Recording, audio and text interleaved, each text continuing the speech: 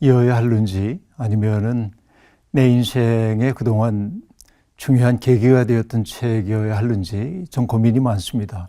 근데 정말 좋은 책은 많기 때문에 특별히 누군가에게 어떤 책을 추천한다는 게 주제 넘은 일일 수도 있고 또 격에 맞지 않다고 생각을 하기 때문에 그동안 살아오면서 내 인생에 아주 중요한 의미를 가졌던 책들 몇 권 이야기를 좀 나눠볼까 해요. 그 첫 번째 책은 콜린 윌슨이라고 하는 영국의 비평가가 썼던 아웃사이더라고 하는 책입니다. 사실 이 책을 만난 것은 굉장히 우연한 계기였는데요. 조금 늦게 신학교에 들어가고 신학교 생활을 해나가면서 다소 당혹감을 느끼게 되었습니다. 왜냐하면 저는 신앙생활을 늦게 시작했는데 그동안 다른 벗들에게 당연하게 여겨지던 것들이 나한테는 당연하지 않고 모든 게 다 의문부호를 붙일 수밖에 없는 일들이 제법 많이 있었습니다. 그런데 당연하게 생각하는 것을 누군가가 이의를 제기하게 될 때 그것은 늘 당혹감을 사람들에게 안겨주죠. 그 당혹감은 오히려 나한테 또 하나의 도전이 되어 다가오곤 했습니다. 그래서 신학교에서 내가 깊은 즐거움을 느끼지 못했고 바깥으로 빙빙 돌면서 그러던 차에 어느 날 학교 앞에 있는 서점에 들어갔다가 서가에 꽂혀있는 책들을 쭉 살펴보다가 그 당시에 내 마음을 딱 보여주는 것 같은 책 한 권과 마주하게 되었습니다. 바로 그 책이 아웃사이더였는데요. 그 책을 꺼내가지고 책날개에 적혀있는 저자의 양력을 보았습니다. 그런데 놀랍게도 그는 이미 세계적인 비평가의 반열에 올라가 있었는데 그 책을 썼을 때의 나이가 24살이었습니다.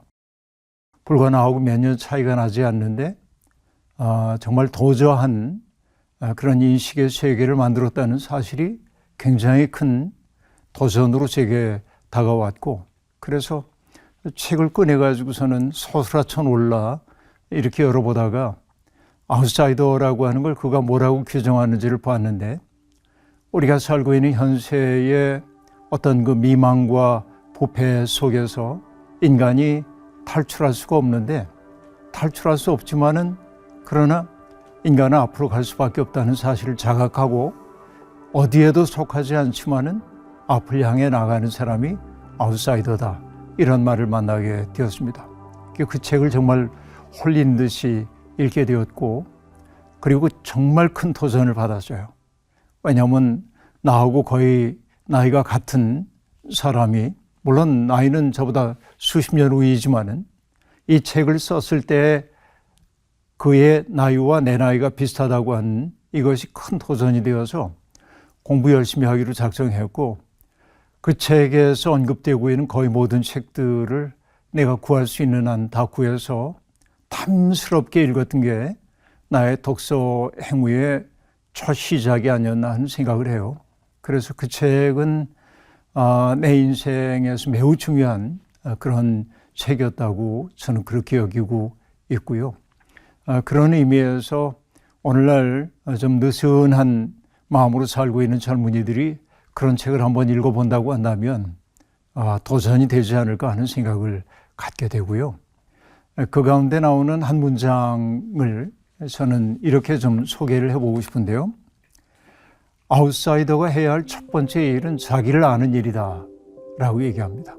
자기를 아는 것, 이것이 아웃사이더들에게 주어져 있는 소명이라고 얘기를 합니다. 근데 우리는 자기를 다 아는 것처럼 여기지만은 사실은 자기를 아는 사람은 별로 없거든요. 그러니까 끊임없이 자기를 탐색해야 하는 거죠. 아웃사이더들은 그렇기 때문에 자기를 객관화해서 바라볼 수 있는 능력이 있어야 하고, 자기의 내면 속에 무엇이 있는지를 탐색해가는 모험가여야 하기도 하고, 그러니까 아웃사이더는 당연의 세계에 대해서 의문부호를 붙여가면서 뭔가 새로운 인식의 세계를 돌파해 나가려고 하는 사람들이 아웃사이더라는 생각을 하게 되는데, 그 책과의 만남이 어쩌면 나의 일생의 방향을 결정했다고도 얘기할 수 있겠습니다. 어딘가에 속할 수 없는 사람, 그래서 언제나 속해 있으나 거기에서 멀어질 수밖에 없는 사람으로 살아갔던 것이 그 책과의 만남이 아닌가 하는 생각을 저는 늘 하고 있습니다. 제게 또 큰 영향을 준 책이라고 한다면은 마틴 하이데거의 존재와 시간이라고 하는 책입니다.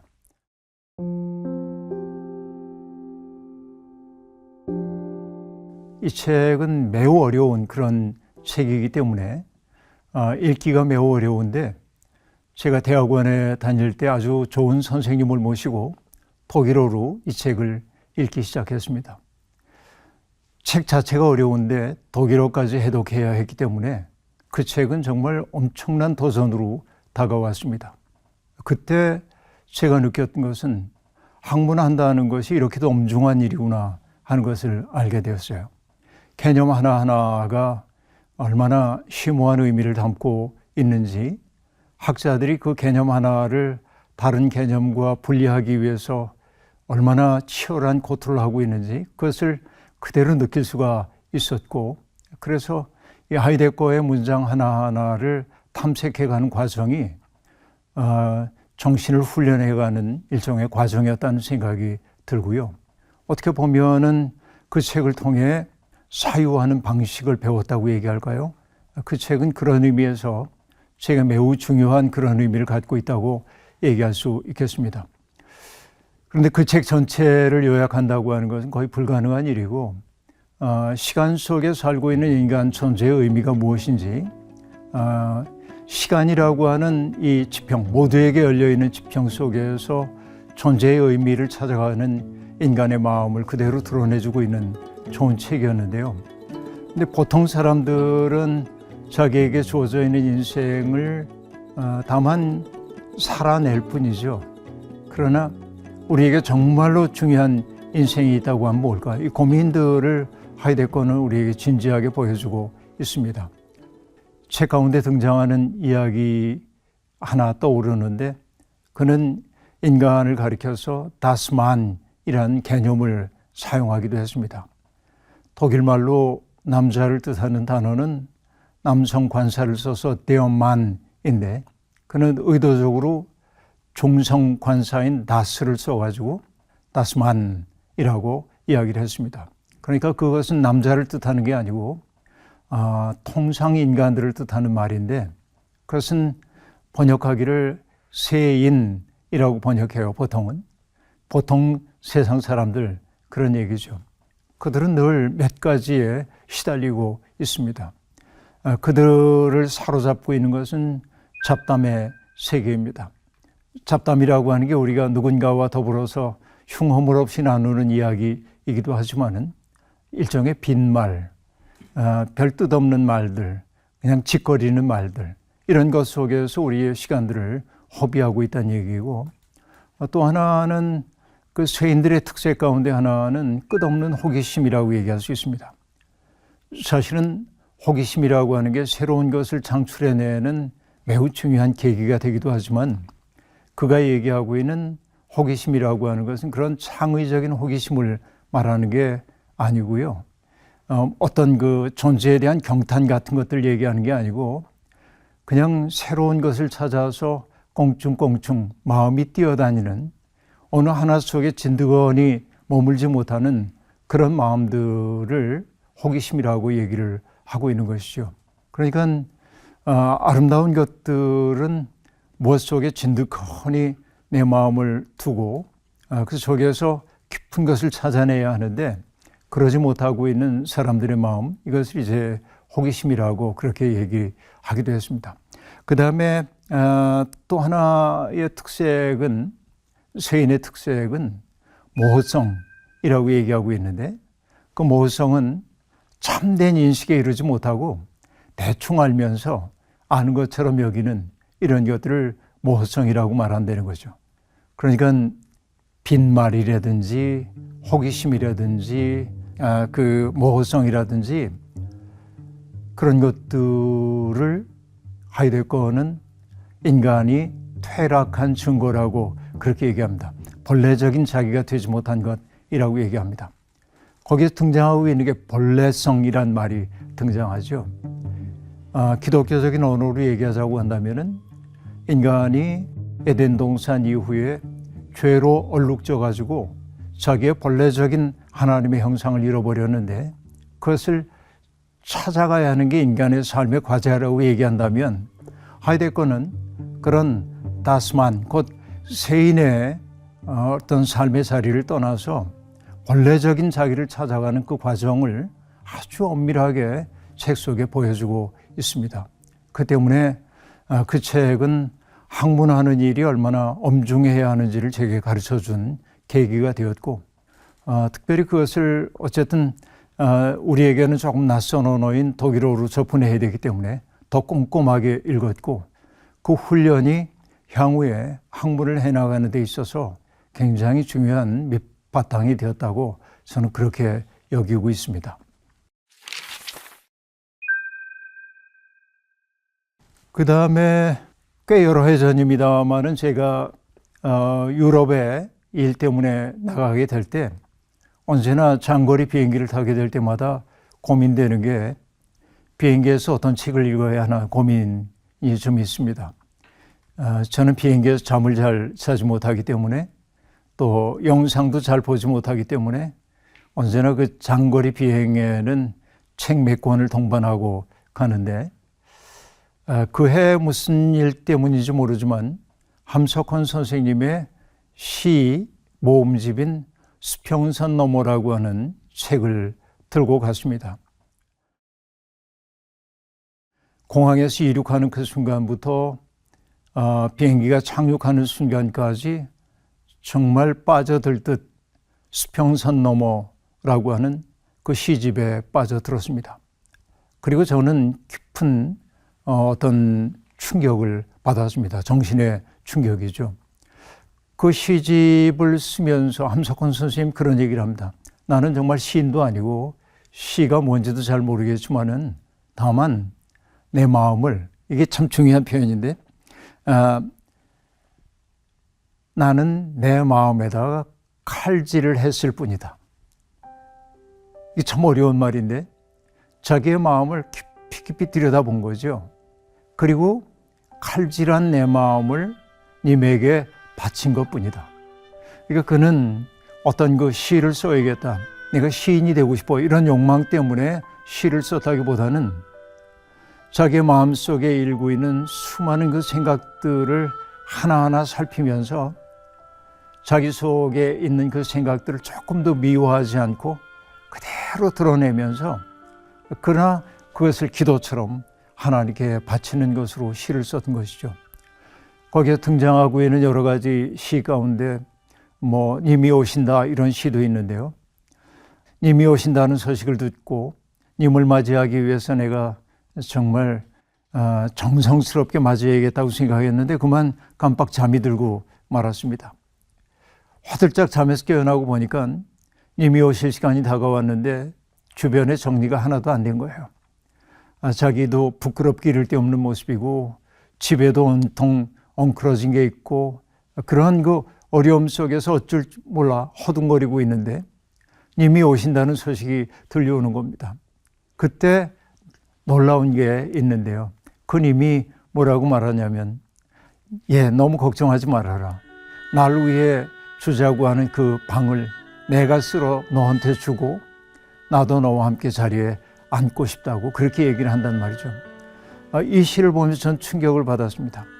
우리의 삶에 더러운 것들이 정말 많은데 근데 이것을 깨끗하게 닦아서 님에게 드리고 싶은 것이 우리의 마음인데 그렇게 하지 못하죠. 우리는 분주함 때문에 혹은 여러 가지 번잡스러운 일 때문에 내 마음을 닦아내지 못하고 있는데 그렇게 혼돈 속에 빠져있는 내게 오셔서 님이 오히려 내 마음을 닦아주고 나와 더불어 앉으신다고 하는 이것이 하나님의 은혜의 본질이구나 하는 것을 그때 느낄 수 있었고 그리고 인생이 그렇게 우리에게 뚜렷하게 느껴지지 않고 삶이 힘겹다고 느껴질 때 제가 만났던 시 하나를 소개하고 싶은데요. 마음에 붙이는 노래라고 하는 시입니다.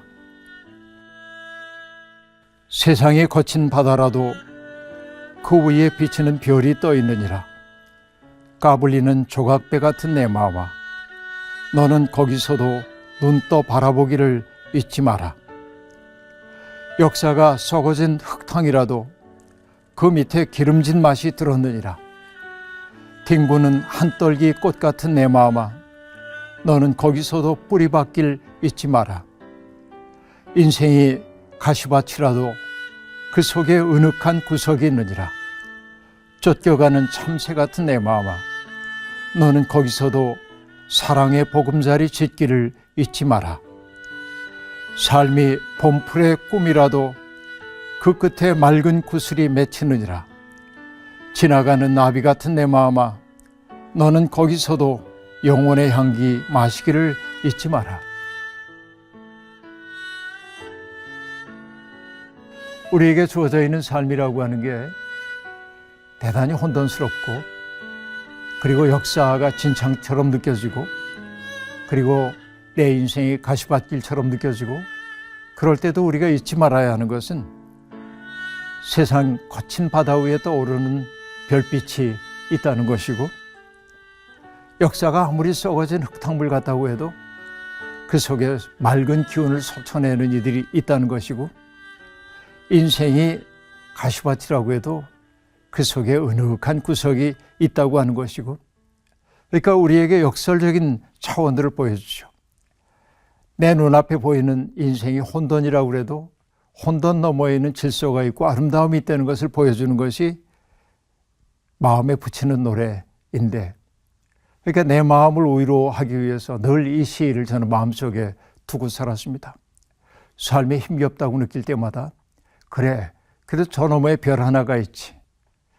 역사가 너무 흙탕물처럼 느껴질 때도 그래도 이 흙탕물 같은 역사 속에서도 정말 기름진 세계를 일구는 사람들이 있지 하는 생각. 인생이 제 아무리 가시밭 같아도 그러나 내가 지향해야 하는 것은 사랑의 보금자리 지어가는 거지. 이런 나를 일으켜 세우는 그런 힘들이 이 시 속에 있는 것을 기억하고 언제나 저는 이 시를 마음속에 두고 살아왔습니다.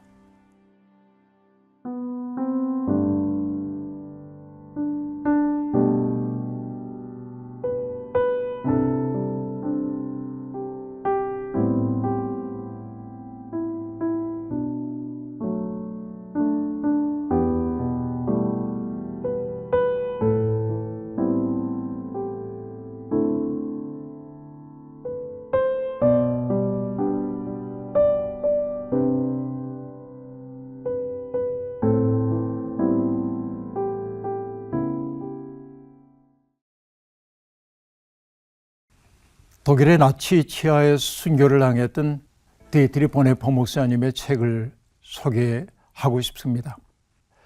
과거에는 옥중서간이라고 하는 제목으로 번역이 됐었는데, 사실 원래 제목은 저항과 복종이라고 하는 책입니다. 히틀러가 정말 많은 유대인들을 박해하고 세계를 전쟁으로 몰아가고 있을 때 보네퍼 목사는 히틀러를 제거하기 위한 암살 모의에 가담했다는 제목으로 붙잡혀서 감옥에 갇히게 되고, 그 속에 갇혀서 오랜 영어 생활을 하다가 곧 풀려날 거라고 하는 희망을 품지만은 전쟁이 끝나기 불과 몇 달을 앞두고 형장의 이슬로 사라진 아주 위대한 신학자이기도 합니다. 20대 초반에 썼던 그의 박사학위 논문을 어느 저명한 신학자는 신학적 기적이라고 얘기할 정도로 그는 아주 위대한 신학자였음에도 불구하고 역사가 그를 불러낼 때 주저하지 않고 그 역사의 한복판에 뛰어들어서 정의를 채우기 위해 애를 쓰다가 순교한 사람이기도 합니다. 그런데 그의 옥중서간이 내게 깊은 영향을 주었던 까닭은 다른 것 아니고 자기를 끝없이 성찰해가는 그의 모습이었습니다. 옥 바깥에서 자기를 그리워하고 있는 가족들, 친구들, 그들에게 편지를 써가면서 그는 끊임없이 자기의 마음을 살피고 그리고 마음을 살필 뿐만 아니라 하나님에 대해서 질문하고 하나님과 자기의 관계에 대한 질문을 해나가고 그것을 끊임없이 글로 옮겨가고 있었습니다. 일상적인 삶과 신학적인 삶이 그에겐 분리되지 않았습니다. 감옥이라고 하는 극한의 상황 속에 살면서도 그는 신학적 사고를 멈추지 않았고 그 속에서 역사 속에서 살아가고 있는 인간의 그 비애와 아름다움을 아주 명징한 언어로 친지들에게, 가족들에게 보내는 모습을 봤습니다. 편지라고 하는 것은 아주 사적인 그런 장르이기도 하죠. 그런데 그 사적인 그 장르를 통해서 그는 자기의 마음속에 있었던 생각의 단초들을 풀어내는 일에 아주 열중을 했던 것을 볼 수가 있습니다. 특별히 그는 조금도 가감 없이 자기의 마음을 살펴봅니다. 함께 옥중에 있었던 사람들은 자기를 보고 너무나 침착한 자기의 모습을 보면서 마치 성주가 자기의 성에 드나드는 것처럼 아주 당당하다고 얘기하지만은 자기의 마음을 가만히 살펴보면은 너무나 많은 그리움을 품고 있고 두려움을 느끼고 있고 자기의 그런 마음을 그는 가감없이 다 드러내는 시를 쓰기도 합니다.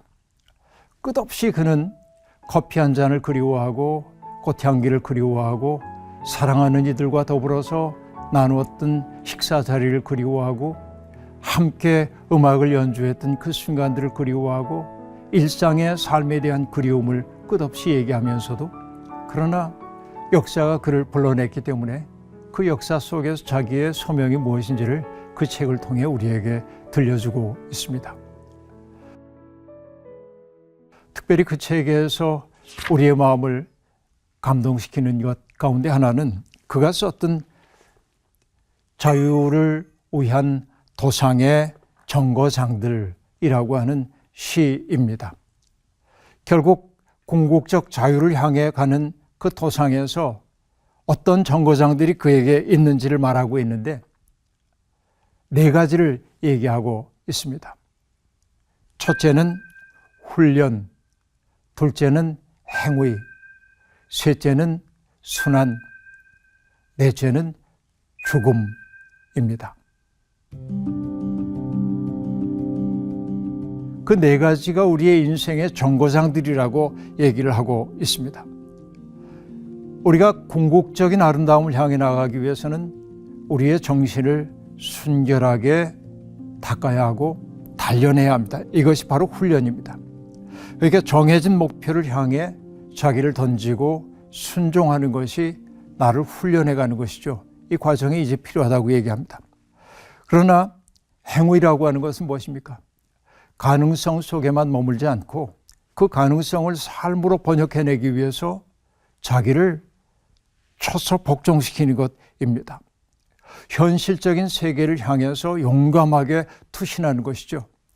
보네포가 바로 역사에 동참했던 그런 것이 행위라고 얘기할 수 있겠습니다. 그러나 그 행위의 결과는 언제나 무엇으로 나타납니까? 고난으로 나타날 수밖에 없는 것이죠. 굳어진 역사를 바로잡기 위해 역사를 타격하는 이들은 바로 반동적인 역사 때문에 순환을 당할 수밖에 없습니다. 마치 예수 그리스도가 자기의 시대에 박해받았던 것과 똑같은 순환이 그에게 다가오는 것입니다. 그러나 그는 조용히 위안거리도 없는 그 순환의 현실을 자기의 삶으로 맞아들입니다. 그리고 마침내 그는 죽음을 바라봅니다. 죽음을 향해 그는 얘기합니다. 오라, 영원한 자유를 향한 길 위에서 펼쳐진 최고의 축제로라고 말합니다. 죽음이라고 하는 것은 인생의 끝이 아니라 영원한 자유, 그것을 얻게 되는 축제라고 얘기하고 있습니다. 그 가운데서 한 연을 소개해드리고 싶습니다. 바로 2번째 정거장인 행위에 대한 이야기입니다. 순간의 쾌락이 아니라 정의를 행하고 모험하며 가능성에서 동요하지 말고 현실적인 것을 용감하게 붙잡아라. 사상의 세계로 도피하는 곳에서가 아니라 오직 행위 속에서만 자유가 존재한다. 불안 가운데 주저하지 말고 사건의 폭풍우 속으로 나아가라. 하나님의 계명과 그대의 신앙이 그대를 뒷받침해 주며 자유가 그대의 혼을 환호하며 감싸 안아 주리라 라고 말합니다. 바로 이것이 존재의 용기라고 얘기할 수 있겠습니다. 바로 이런 삶을 살진 못하더라도 우리가 영원을 향한 순례자라고 하는 사실을 우리가 잊지 않았으면 좋겠고, 그러기 위해서는 나를 쳐서 훈련시켜야 하고, 그리고 관념 속에만 머물지 않고 관념을 삶으로 바꾸기 위한 행위에 뛰어들어야 하고, 그 속에서 다가오고 있는 어려움들을 나의 현실로 받아들일 줄 아는 평정심도 있어야 하고, 그리고 우리가 결국은 하나님의 마음을 향한 순례자라고 생각하고 죽음조차도 최고의 향연으로 누릴 수 있는 그런 순례자의 삶을 보네포가 제시해 보여주고 있다는 측면에서 이 책은 제게 큰 감동으로 다가옵니다.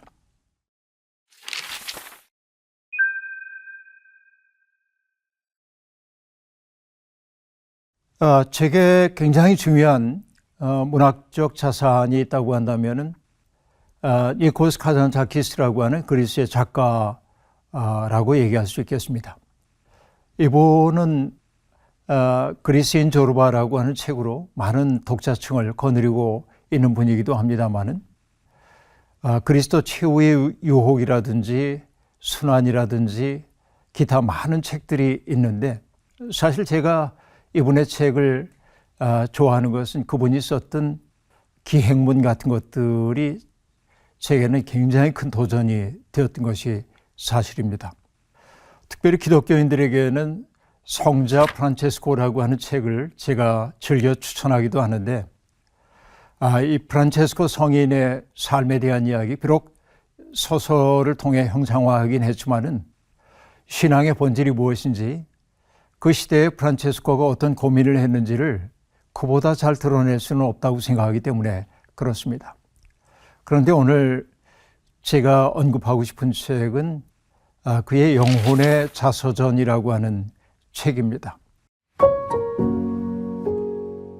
다시 얘기하면 그는 자기가 살아왔던 삶의 이야기를 그 책을 통해 들려주고 있는데, 내가 언제 태어났고 어떻게 살았다고 하는 치적에 대한 이야기가 아니고 자기의 영혼이 걸어갔던 궤적들을 보여주고 있습니다.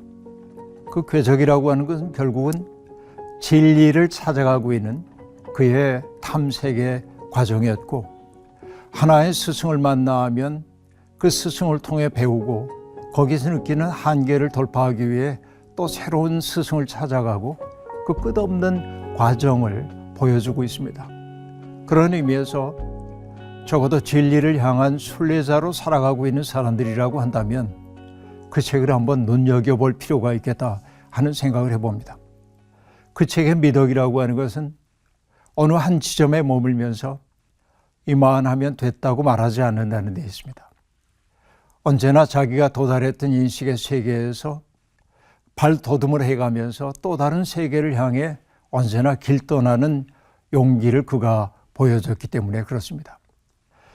그 속에 담겨있는 그 에피소드들 가운데 정말로 재미있는 에피소드들이 많이 있습니다. 예를 들면 이런 것이죠. 어느 날 학교에서 공부를 하고 있는데 엄청나게 비가 쏟아졌습니다. 길이 끊길 만한 그런 비였습니다. 학교에서 선생님이 학생들을 집으로 빨리 돌려보내는데 집으로 돌아가는 어린 니코스 카잔자키스에게도 큰 걱정이 있었습니다. 왜냐하면 그때가 마침 포도를 다 수확해가지고 건포도를 만들기 위해서 다 널어놓고 그랬는데 비가 내리면 건포도가 다 쓸려갈 수밖에 없었기 때문에 그렇습니다. 집으로 갔는데 보니까 정말 건포도들이 막 쓸려가고 여인들이 통곡하고 이런 모습들을 보면서 집에 달려갔는데 자기 집에 건포도도 다 떠내려가 버리고 없는 거예요. 그러자 이 어린 니코스가 아버지를 향해 묻습니다. 아빠 우리는 어떻게 해요? 그래서 아빠가 화를 내면서 얘기합니다. 어떻게 하긴 뭘 어떻게, 그래도 우리는 여기에 있잖아 라고 말한단 말이에요. 내가 여기에 있다는 사실이 새롭게 시작할 수 있다는 것이죠. 니코스는 이것을 아버지의 그 말을 평생 간직하고 살기도 합니다. 때때로 이런 자서전이라고 하는 것이 한 인간을 만들어갔던 특별한 계기들을 우리에게 보여주고 있기 때문에 굉장히 우리에게 큰 도전을 준다고 여기고 있는데요. 거기에 등장하는 그리스도에 대한 한 문장을 읽어드리고 싶습니다. 이곳 땅 위에서 그리스도는 우리들에게 평생 닻을 내리기 위한 항구가 아니라 앞바다로 나가서 거칠고도 광포한 파도를 만나 신의 품 안에서 닻을 내리기 위해 평생 투쟁하려고 그것을 떠나야 하는 항구라는 사실을 깨달았다. 그리스도는 끝이 아니라 시작이었다. 그는 어서 오라고 환영하지 않고 잘 가라며 배웅했다. 그는 보드라운 구름 속에 편안히 물러나 앉지 않고 우리들과 마찬가지로 저 높이 북극성을 응시하며 배전을 꽉 움켜잡고 서서 파도에 시달렸다. 그렇기 때문에 나는 그를 좋아했고 그렇기 때문에 나는 그를 따르리라. 이런 대목이 나옵니다. 주님은 우리에게 안온한 행복을 주시는 분이 아니라 이 인생의 어려움들을 맞서 싸워나갈 수 있도록 우리에게 용기를 북돋는 분이라고 얘기하고 있죠. 그런 의미에서 오늘날 신앙을 너무 사사로운 측면에서만 생각하고 영혼의 평안함만을 구하고 있는 오늘의 신자들에게 일종의 도전이 될 수 있지 않을까 하는 생각을 저는 해보고 있습니다.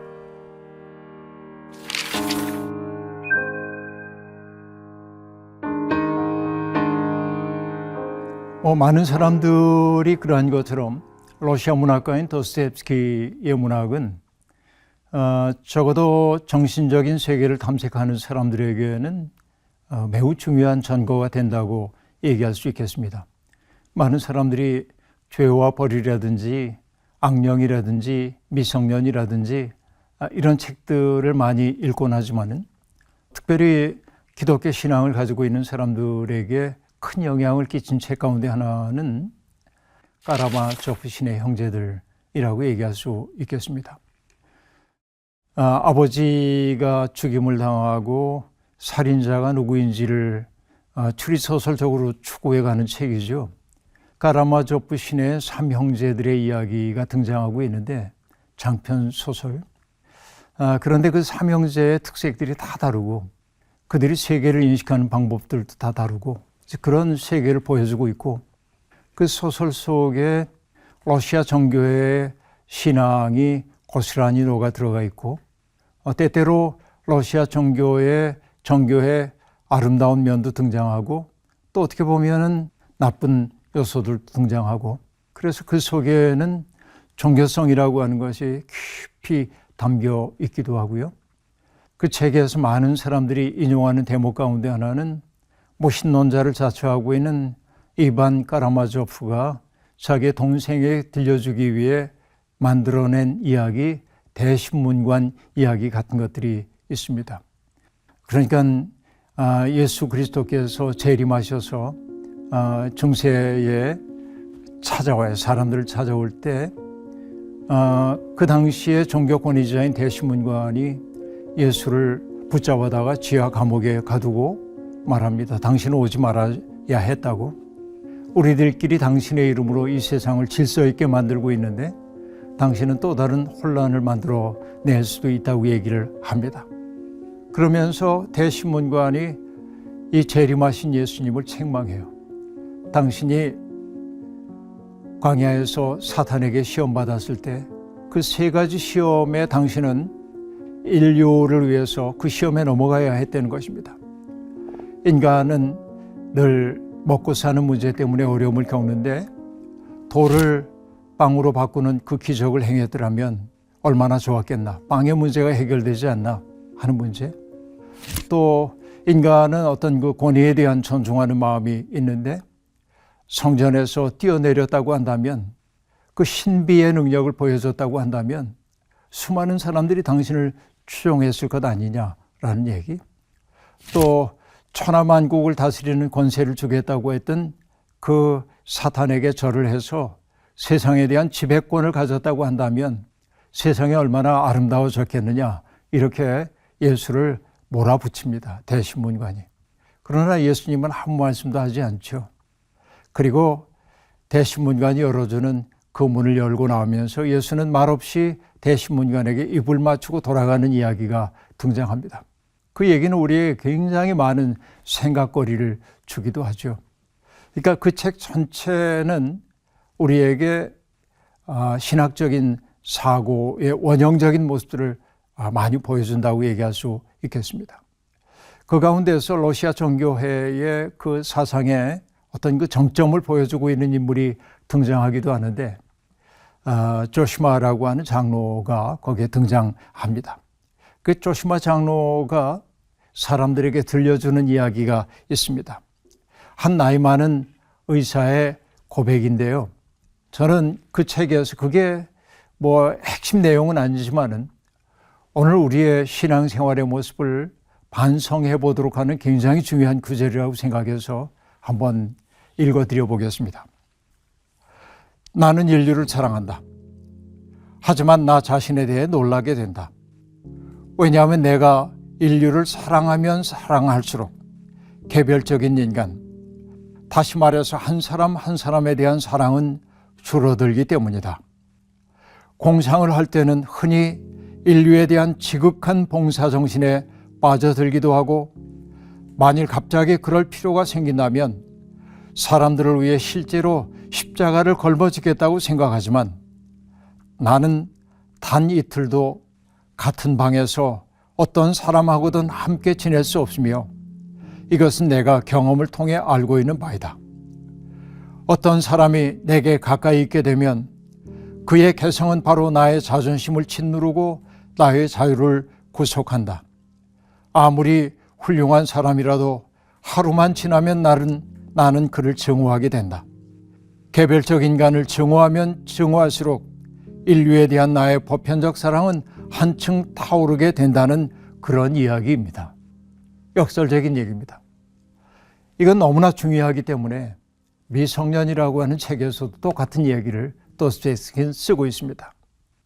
기독교인들은 온 인류를 사랑한다고 얘기합니다. 아프리카 대륙 어딘가에서 혹은 어떤 세계의 모처에서 어려움을 겪는 사람들을 보면 그들 때문에 아파합니다.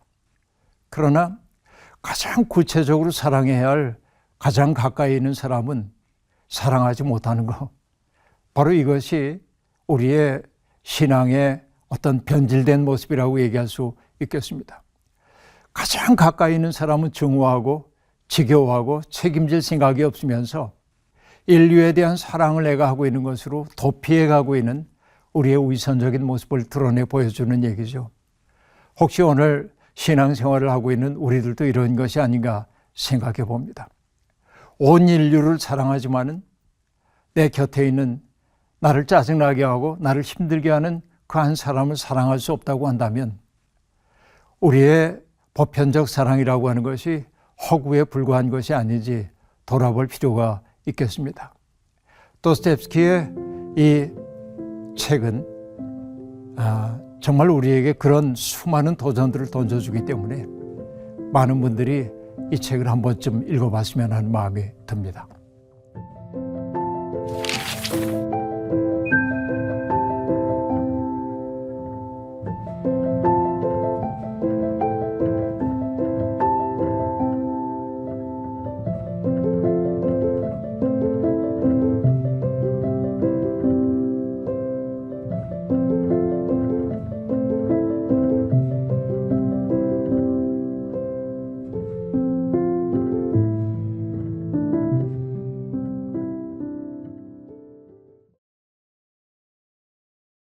저는 오랫동안 종교와 철학에 대한 훈련을 해왔습니다.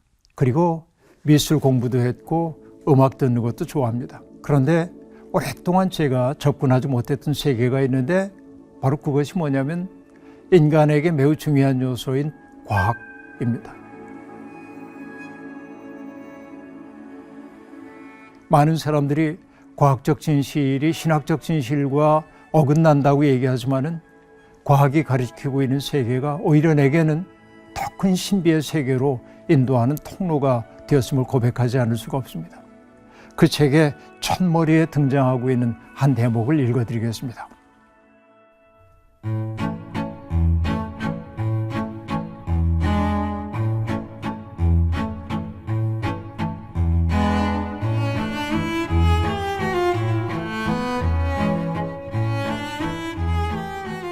70년대와 80년대를 거치면서 언제나 이제 제 마음의 고민은 우리가 언어를 다루는 사람이라고 하는 것이었습니다. 인간에게 주어져 있는 은총이 있다고 한다면은 언어의 능력이라고 저는 늘 생각을 하는데요. 성경도 이제 인간의 언어적 본질에 대한 이야기를 해주고 있는데, 하나님이 흙으로 동물을 빚어서 아담 앞에 이끌고 오면 아담이 부르는 것이 그 동물의 이름이 되었다라고 얘기하므로, 인간의 그 첫 번째 능력이 언어를 통해서 뭔가를 표현해내는 능력임을 보여주기도 했습니다. 하와가 창조되었을 때 아담은 시인이 되죠. 이제야 나타났구나 이 사람, 뼈도 나의 뼈, 살도 나의 살, 남자에게서 나왔으니 여자라 하리라, 이렇게 문장을 지어낸단 말이죠. 이 언어라고 하는 것이 사람과 사람 사이를 이어주고 있는 그 이음줄이라고 저는 늘 생각을 해왔습니다. 그런데 어느 때부터인지 언어라고 하는 것이 사람들을 이어주기보다는 갈라놓고 있는 현실이 너무 안타까웠습니다. 그 언어라고 하는 게 권력으로 변했고, 언어라는 것이 본래의 그 뜻을 잃어버린 채 엉뚱한데 사용되고 있는 것을 느낄 때마다 당혹스러움을 느끼지 않을 수가 없었습니다. 그때 제 손에 잡힌 것이 소설가인 이청준 선생님의 글이었습니다. 이청준 선생님은 1970년대부터 언어의 그 본래적 의미를 찾기 위한 탐색의 노력을 게을리하지 않았던 아주 탁월한 소설가입니다. 그래서 그분이 썼던 책 가운데 소문의 벽이라든지 떠도는 말들이라든지 다시 태어나는 말, 서편제, 선악동, 나그네, 이런 책들은 전부 다 언어의 본질을 구하는 그런 책이었습니다.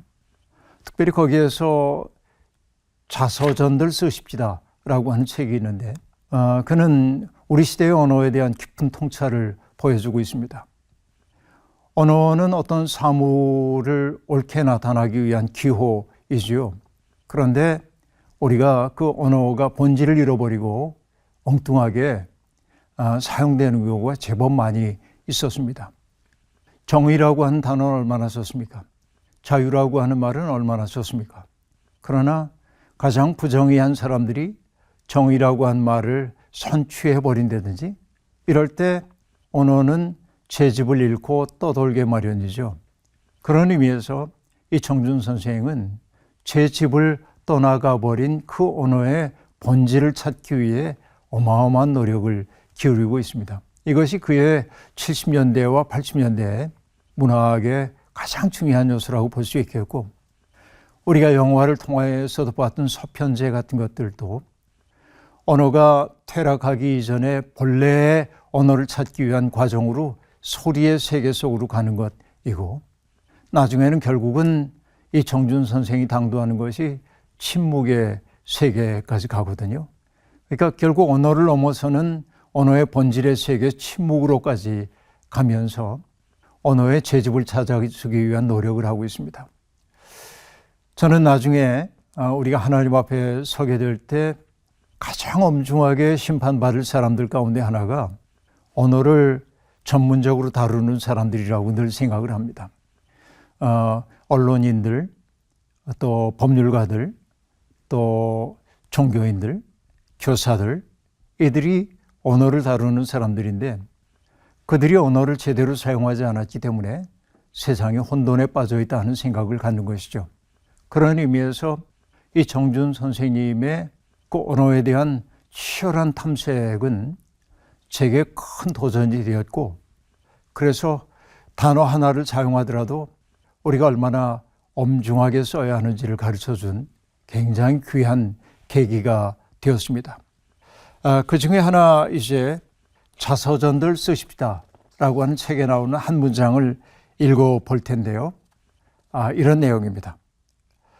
집을 떠난 말들은 그가 깃들였던 실체와의 약속을 잊어버린 지도 오래였다. 그것은 일견 말들의 자유스러운 해방처럼 생각될 수도 있었다.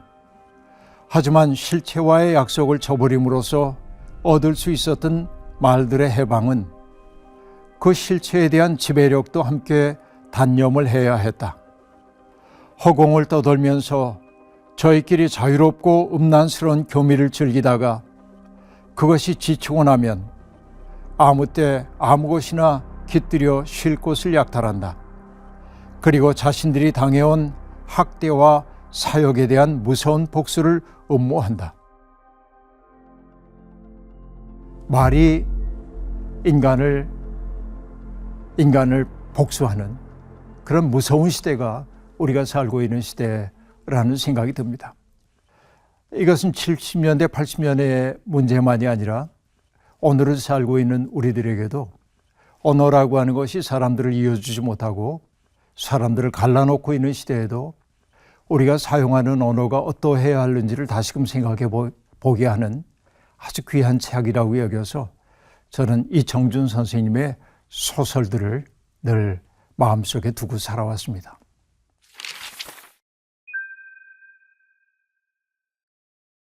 다음에 제가 소개하고 싶은 책은 유대인 랍비입니다. 아브라함 조슈아 헤셀이라고 하는 분의 예언자들이라고 하는 책을 저는 소개를 하고 싶습니다.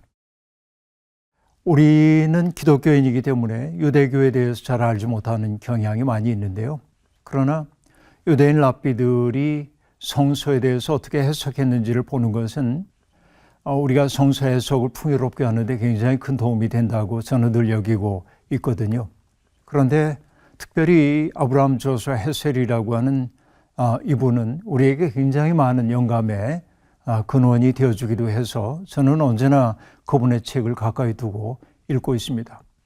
그 가운데 특별히 예언자들을 다루었던 예언자들이라고 하는 책은 제게 굉장히 성서를 바라보는 새로운 관점을 심어줬다고 얘기할 수 있겠습니다. 예를 들면 이런 대목입니다. 예언자들은 한 나라가 힘에 의존하는 것을 악으로 본 인류 최초의 인물들이었다라고 얘기를 하고 있습니다. 그러니까 힘에 의존하는 것, 바로 그것이 악이라고 얘기했던 사람들이 바로 예언자들이다라고 얘기를 하는데, 호세아는 더 궁극적으로 힘에 의존하는 군국주의를 우상숭배로까지 얘기를 했다는 것이죠. 그동안 우리가 역사 속에 등장했던 거의 모든 나라들은 강력한 나라가 되기를 힘쓰고, 그 강력한 나라가 된다고 하는 것은 그 힘을 가지고 누군가를 지배하는 것을 정당화하는 것이었다고 얘기할 수 있겠습니다. 그런데 예언자들은 끊임없이 그것을 악으로 얘기하고 있고, 그런 지배의 욕망이 사람들을 어떻게 하나님의 형상의 자리에서 소외시키고 있는지를 일깨운 것이 바로 예언자들이라고 얘기하고 있습니다. 우리가 성서에서 믿고 있는, 성서에서 만나는 하나님은 역사 속에서 언제나 신음하고 있는 사람들에게 관심이 많으신 분이시죠.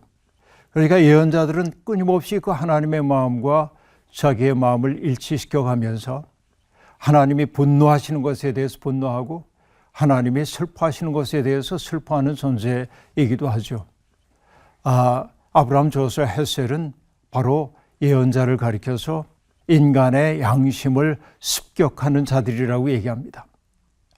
인간은 끊임없이 자기 욕망을 가지고 자기를 강화하고 남들보다 힘 있는 사람이 되기를 바라고, 그래서 성공의 사다리 윗단으로 올라가기 위해서 수단 방법을 가리지 않고 살고 있는데, 그것이 당연하게 여겨지고 있는 인간의 마음을 예언자들은 망치처럼 두드리고 때때로 칼날처럼 쪼개면서 우리로 하여금 자기를 돌아보게 만드는 존재가 인간이라는 거죠. 그런 의미에서 예언자들은 인간의 양심을 습격하는 자다라고 얘기를 하고 있습니다. 그러나 그는 우리에게 아브라함 조슈아 헬셀은 예언자가 하나님의 스피커라고 얘기하지 않습니다. 예언자들은 하나님이 하신 말씀을 하나님의 권위에 입각해서 얘기합니다.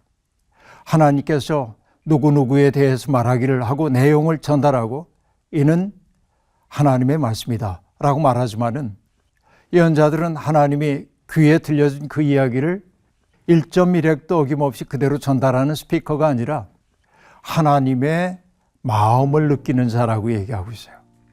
하나님의 마음을 느끼는 자이기 때문에 하나님의 눈으로 역사를 바라보고 세계를 바라보고 그 때문에 때때로 슬퍼하고 때때로 분노하고 이것이 예언자라는 것이죠.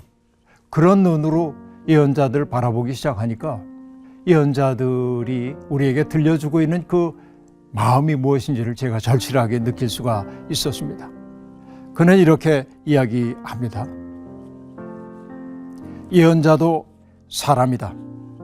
그러나 그는 우리들의 귀에는 한 옥타브 높은 음계를 사용하고 있다. 그는 노래하는 성자도 아니고 도리를 가르치는 시인도 아니다. 그는 인간의 마음을 습격하는 자다. 양심이 끝나는 곳에서 그의 말이 불타오르기 시작한다. 예언자는 겉으로만 거룩하고 신성하며 두려운 모든 것을 부수는 우상을 타파하는 이다. 확고부동한 진리로 숭상되는 신념들, 지상의 성소로 승격되는 기구들이 사람을 넘어지게 하는 허상임을 폭로한다 라고 말합니다. 이 예언자들의 마음이 우리 한국교회에도 이제 들려져야 하고 그들의 마음으로 역사를 바라보는 신자들이 늘어나게 될 때 하나님의 뜻이 이 땅에서 실현될 수 있다는 생각이 듭니다. 그런 의미에서 아브라함 조슈아 헬셀의 예언자들이라고 하는 책은 그런 역사의 그 혼돈 속에서 방황하고 있는 이들에게 하나님의 마음을 깨우쳐주는 아주 귀한 책이라는 생각이 듭니다. 제게 무엇보다도 깊은 영향을 끼친 책 가운데 하나는 대학원 시절에 은사이신 선한용 박사님을 통해 배웠던 아우구스티누스의 고백록이라고 얘기할 수 있겠습니다.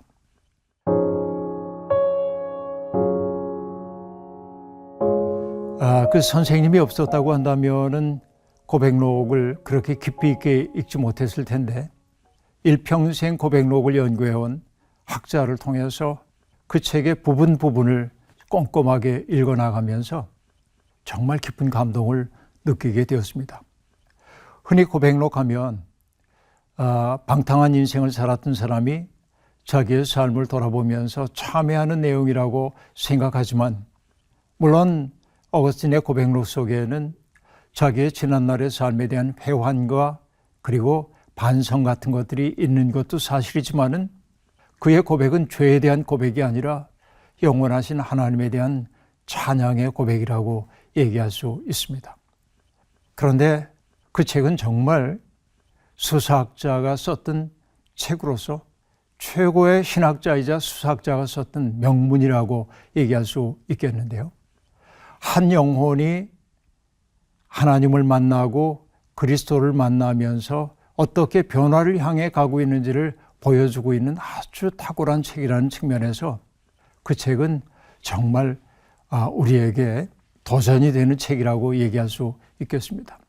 그는 자기의 옛사람이 자기를 놓아주지 않은 경험들을 그렇게 얘기하거든요. 순결하고 정결한 삶을 살고 싶어서 옛삶과 결별하고 새 삶을 향해 나가려고 할 때마다 옛삶이 자기의 옷자락을 슬며시 잡아당기면서 나를 두고 가려는가 이렇게 붙잡고 놓아주지 않고 우리가 함께 했던 시간도 좋지 않았는가 하면서 우리를 끝없이 옛삶 속으로 끌어가고 있는 그런 현실에 대한 고백을 하고 있습니다. 옛삶이 힘이 부끄러워져가지고 하나님 앞에 기도하기를 하나님 내 안에 정결한 마음을 허락해 주십시오 하고 기도하지만은 그러나 마음 깊은 곳에서 저항감이 생겨나는 거예요. 뭐라고 말하냐면, 그러나 지금은 그리 마소서. 이승의 것도 재미가 있기 때문입니다. 이게 인간의 어떤 모습이라고 얘기할 수 있겠죠. 그리고 어떤 순간 그가 하나님의 은혜 속에 잠겼을 때를 얘기하는 대목도 있습니다. 그는 이렇게 얘기합니다. 내가 보기 싫어서 내 뒤에 숨겨놨던 내 모습을 주님은 내 얼굴 앞에 들이대며 보라시는 것이었습니다. 흉하고 추하고 더럽기 이를 데 없는 내 모습을 봤다는 거죠. 그때 울음이 터져 나올 수밖에 없는 것이고, 그런 우리의 하나님 체험의 그 모든 동기들을 어거스틴 그 책에서 청란하게 이야기를 해줍니다. 마치 20세기 혹은 21세기에 아주 깊은 심리학자가 인간의 마음을 들여다보는 것처럼 그는 자기의 마음을 세세하게 들여다보면서 자기의 삶을 신학적으로 반추해 나갑니다. 그 책은 정말 우리에게 놀라운 영적 신비의 세계를 보여주고 있습니다. 그래서 그 책의 맨 처음에 나온 한 구절을 읽어드리고 싶습니다. 오 주님, 당신은 위대하시니 크게 찬양을 받으실 만합니다. 당신의 능력은 심히 크시고 당신의 지혜는 헤아릴 수 없습니다. 그러기에 당신의 피조물의 한 부분인 인간이 당신을 찬양하기 원합니다. 인간은 자신의 유한성과 스스로 지은 죄의 증거와 당신은 교만한 자를 물리치신다는 그 증거를 몸에 지닌 채 살고 있습니다. 그렇지만 당신의 피조물의 한 부분인 이 인간은 당신을 찬양하기 원합니다. 당신은 우리 인간의 마음을 움직여 당신을 찬양하고 즐기게 하십니다. 당신은 우리를 당신을 향해서 살도록 창조하셨으므로 우리 마음이 당신 안에서 안식할 때까지는 편안하지 않습니다. 라고 말합니다. 이것이 이 고백록의 첫 대목인데 고백록 전체의 내용을 암시하고 있다고도 얘기할 수 있겠습니다. 인간을 가리켜서 이렇게 얘기하죠. 당신을 향해서 살도록 지으셨다. 그러나 당신 안에 안식할 때까지는 평안함이 없다. 이것이 인간의 본질과 실존 규정이라고 얘기할 수 있습니다. 삶에 대해 고심하는 사람들이라고 한다면, 특별히 영적인 삶을 살기 위해 고심하는 사람들이라고 한다면 이 책을 보쌈아서 자기의 마음을 들여다볼 수 있으면 참 좋겠습니다.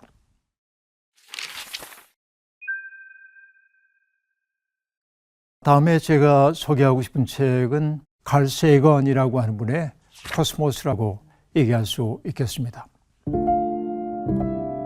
인간의 인간됨을 나타내는 굉장히 중요한 것들이 몇 가지 있다고 얘기하는데요. 하나는 인간의 죽음의 문제를 심각하게 생각하는 존재이죠. 그러니까 고대인들을 보더라도 자기의 사랑하는 사람들이 세상을 떠나면은 버려두지 않고 무덤을 만들거나 돌무더기를 쌓아가지고 동물들이 시신을 훼손하지 않도록 하죠.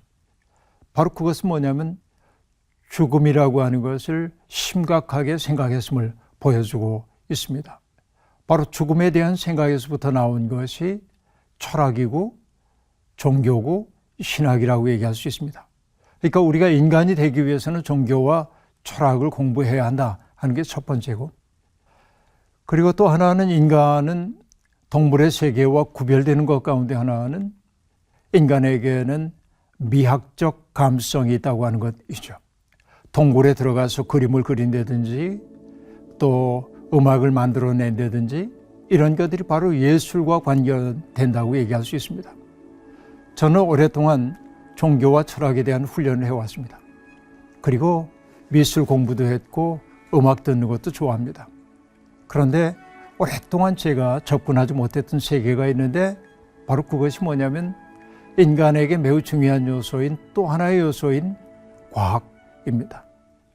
인간은 이 역사 속에서 다른 동물들에 비해서 신체적 힘이 그렇게 강하지 않죠.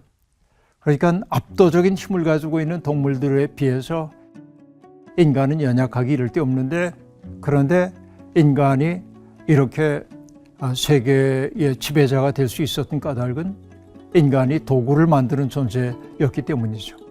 도구를 만들고 자기에게 필요한 것들을 만들어내는 그런 능력이 현대 과학으로 얘기하자면 과학이라고 얘기할 수 있겠습니다. 사실 과학을 이해하지 않고는 인간을 이해하기가 어렵습니다.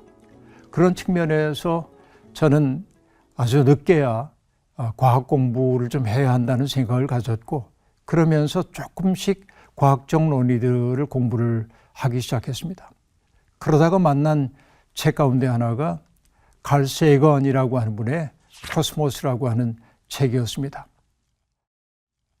그 책은 정말 이 광대한 우주 가운데 있는 인간의 실존에 대한 이야기를 우리에게 들려주고 있었는데, 그는 사실은 이 우주에 대한 이야기를 하고 있지만은 그런 이야기의 근본 속에서는 그런 광대한 우주 속에 있는 인간이 누구인지에 대한 이야기를 해주고 있는 것이죠. 이 광대한 우주 가운데 내가 없지 않고 있다고 하는 사실이 얼마나 놀라운지 모릅니다. 이 우주 가운데 생명이 있는 행성이라고 하는 것은 인간의 과학으로 밝혀낸 바에 의하면 아직까지는 지구밖에 없는데, 이 지구에서 물이 흘러간다든지 봄이 되면은 새싹들이 나온다든지 이런 것들이 얼마나 큰 신비인지를 그 책은 우리에게 보여주고 있습니다. 내가 이 세상에 없지 않고 있다고 하는 사실이 신비라고 하는 사실을 그 책을 통해 저는 절실하게 느낄 수 있었고, 바로 이것들을 시인들이 우리에게 보여주고 있던 것이죠. 구상 선생님 같은 경우에는 그 말씀의 실상이라고 하는 시에서 그런 노래를 하기도 하는데요.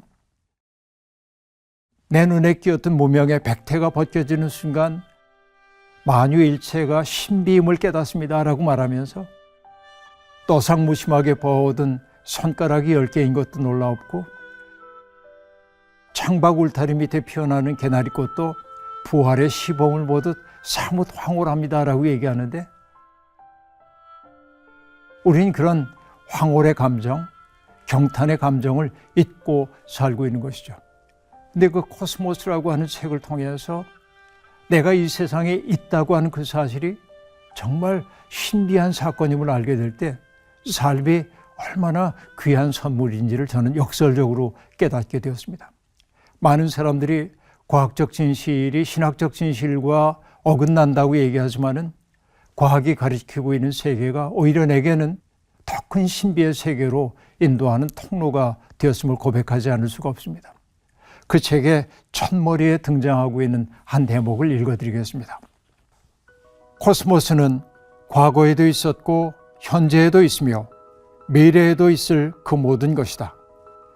코스모스를 정관하노라면 깊은 울림을 가슴으로 느낄 수 있다. 나는 그때마다 등골이 오싹해지고 목소리가 가늘게 떨리며 아득히 높은 데서 어렴풋한 기억의 희면으로 떨어지는 듯한 아주 묘한 느낌에 사로잡히고는 한다. 코스모스를 정관한다는 것이 미지 중 미지의 세계와 마주함이기 때문이다. 그러므로 그 울림, 그 느낌, 그 감정이야말로 인간이라면 그 누구나 하게 되는 당연한 반응이 아니고 무엇이겠는가 라고 말합니다.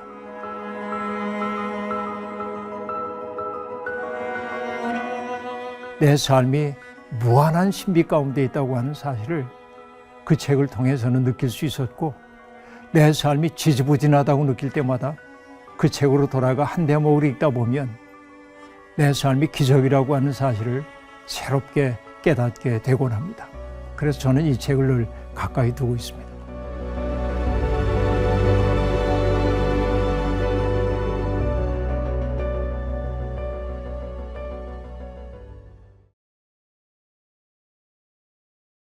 사실 시간이라고 하는 게 참 소중한 인간의 경험이죠. 천사들도 유한한 인간을 부러워한다고 그러죠.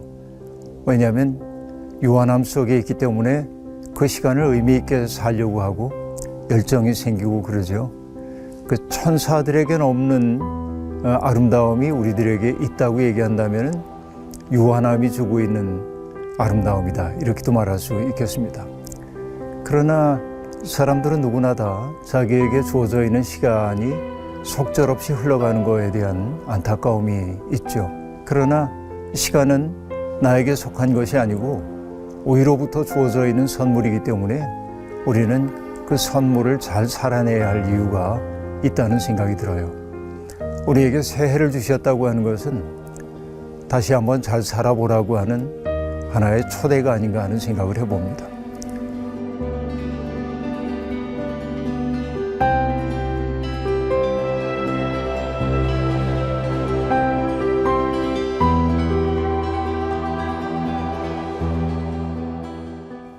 네, 어려운 시기를 우리들이 다 살고 있는데 성급한 낙관론 같은 것을 우리가 가질 수 없는 상황 속에 내몰리고 있는데 아무튼 2년 동안이나 지속되고 있는 이 코로나19의 상황이라는 게 우리를 매우 지치게 만들고 있는 것도 사실이지만 그러나 누구를 원망할 수도 없고 또 부정한다고 해서 없어지는 현실도 아니고 그렇다고 한다면 현실을 인정하고 그냥 살아가야 할 텐데 그러니까 코로나19라고 하는 대단히 우리에게 주어져 있는 악조건 속에서 그럼에도 불구하고 우리들이 어떻게 희망을 얘기하며 살 수 있을까 하는 고민들을 좀 품어야 할 것 같아요.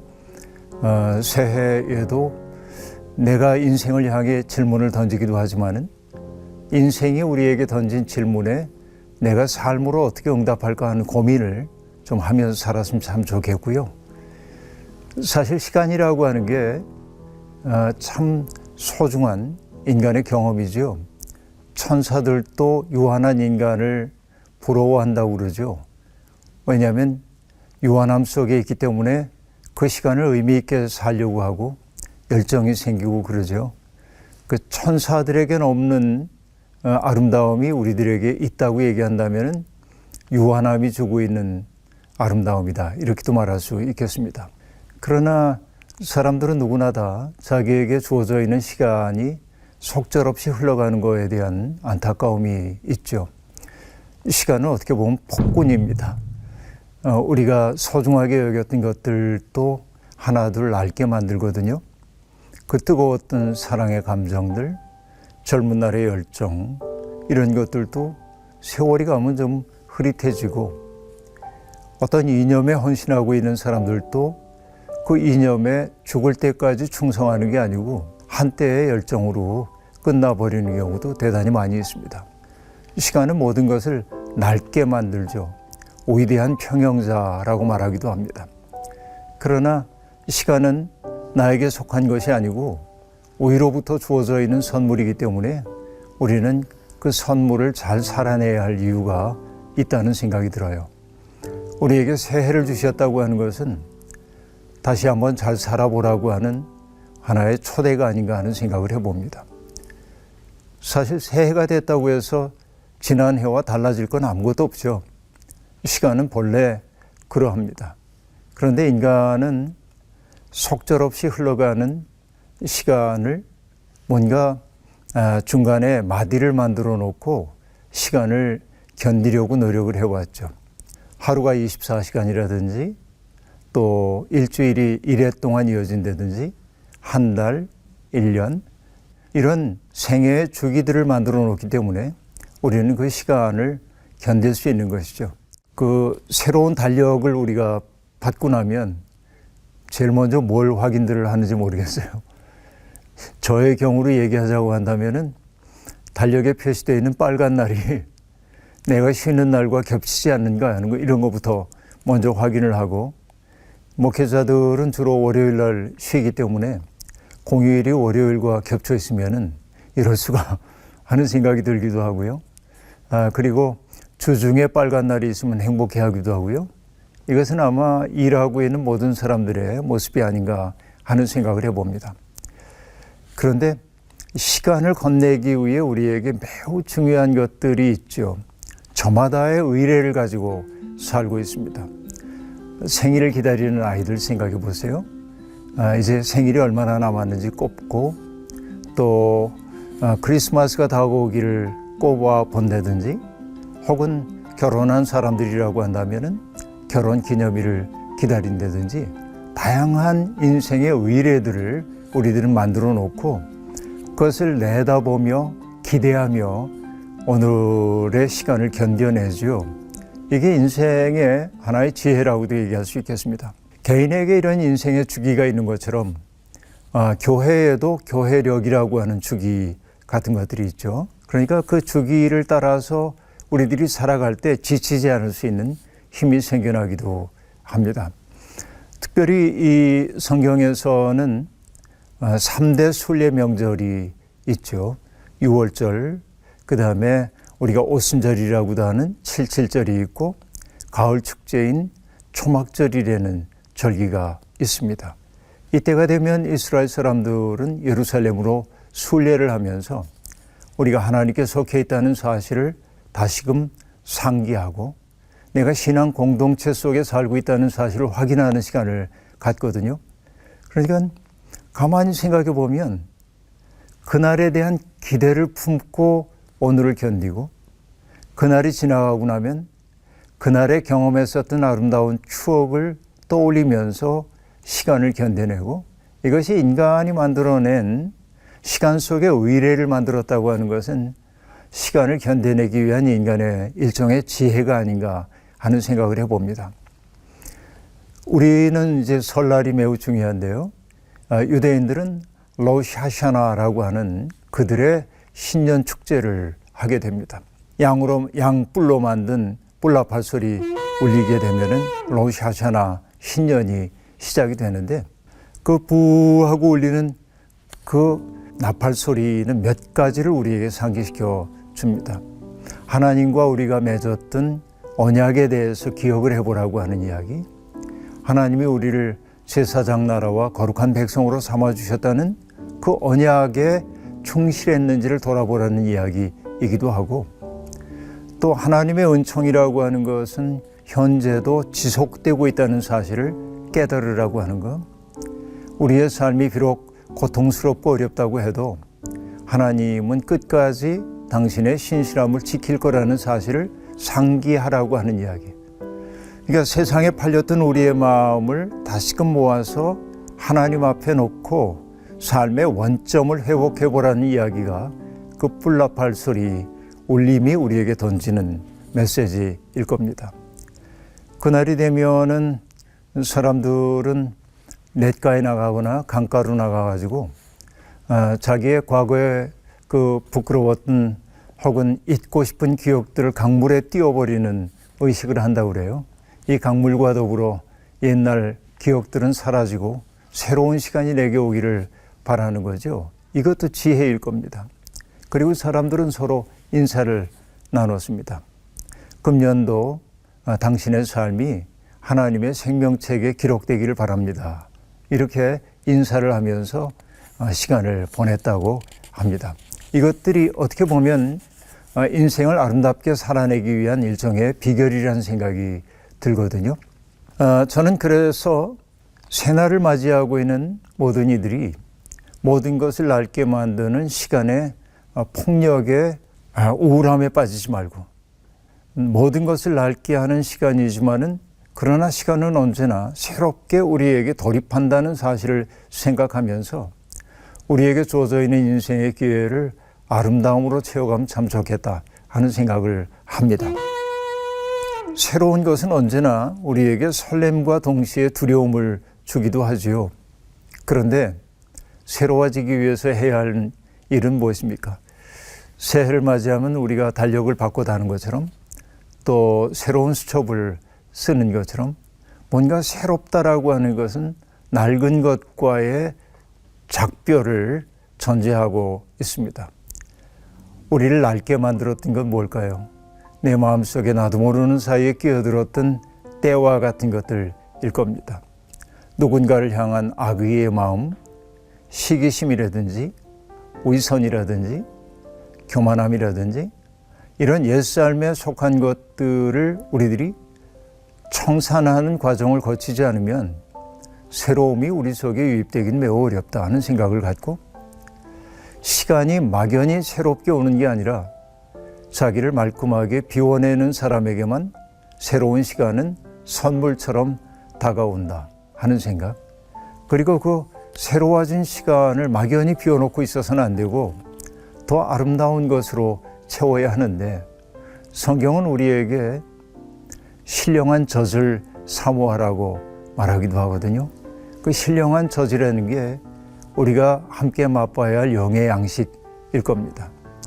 신령한 젖을 저는 그리스도의 마음이라는 생각을 해요. 고통받는 사람들을 정말로 가엾게 여기고 그들의 아픔 때문에 함께 아파했던 그 마음이야말로 우리가 인간이 되기 위해 먹어야 할 신령한 젖이라는 생각이 들고, 그렇게 살게 될 때 우리는 시간이 폭군이 아니라 은총이라는 사실을 경험하게 될 거다 하는 생각이 있습니다. 새로운 세상을 열기 위해서는 우리들이 인내력이 필요하다는 생각이 드는데요. 우리 앞에 산적해 있는 수많은 그런 일들을 생각하면 암담하죠. 처리해야 할 너무나 많은 일들, 이게 우리를 어렵게 만들기도 하는 게 사실입니다. 그런데 저는 어느 잡지를 보다가 굉장히 지혜로운 이야기를 본 적이 있습니다. 농촌에 살고 있는 한 할머니들이 집 툇마루에 앉아가지고 일을 하고 계신데 토란대를 하나하나 벗기고 있는 거예요. 저도 집에서 시키면은 고구마 줄기 벗기는 일도 하고 그러는데요. 이게 보통 손이 많이 가는 일이 아닙니다. 이걸 언제 다 하지? 하는 생각이 드는데, 토란대를 벗기고 있는 할머니의 손톱에 그 토란에 물이 까맣게 들어있고, 그리고 너무나 더디게 일하기 때문에 지켜보는 입장에서는 답답하잖아요. 저 일이 언제 끝날까 싶은데, 이제 기자가 물었겠죠. 할머니, 그 많은 일을 언제 다 끝내세요? 그거 어떻게 다 감당하세요? 그러자 할머니가 그렇게 대답합니다.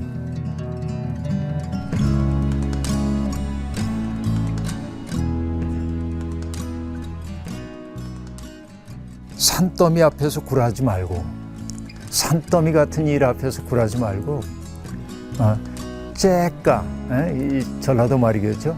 째까 앞에서 허망해지지 않는 거. 남들이 보기에는 너무나 더디지만은 그 일을 꾸준히 해가는 그 일을 통해서 할머니는 당신의 하루를 채우고 있었습니다. 이 경험은 제게도 있는데요. 이건 나의 원형적 경험 가운데 하나입니다. 어린 시절 시골에서 살 때 명절이 되면, 특별히 설날이 되면은 이제 방앗간에 가가지고 가래떡을 만들어 오는데, 그래서 방에다가 가래떡을 이제 서로 붙지 않게 이렇게 늘어놨다가 꾸덕꾸덕하게 말라야 자를 수 있으니까 하룻밤을 지나가죠. 다음날 아침 잠에서 깨어나는데, 그건 뭐냐면 도마 소리에 깨어나는 거예요. 문득 눈을 떠서 바라보면 아버지가 그 가래떡을 썰고 계신 거예요. 그 떡떡 하는 소리 때문에 깨는데, 그걸 이렇게 지켜보고 있다가 암담한 느낌이 드는 거예요. 저 많은 가래떡을 언제 쓰나, 이 속도로.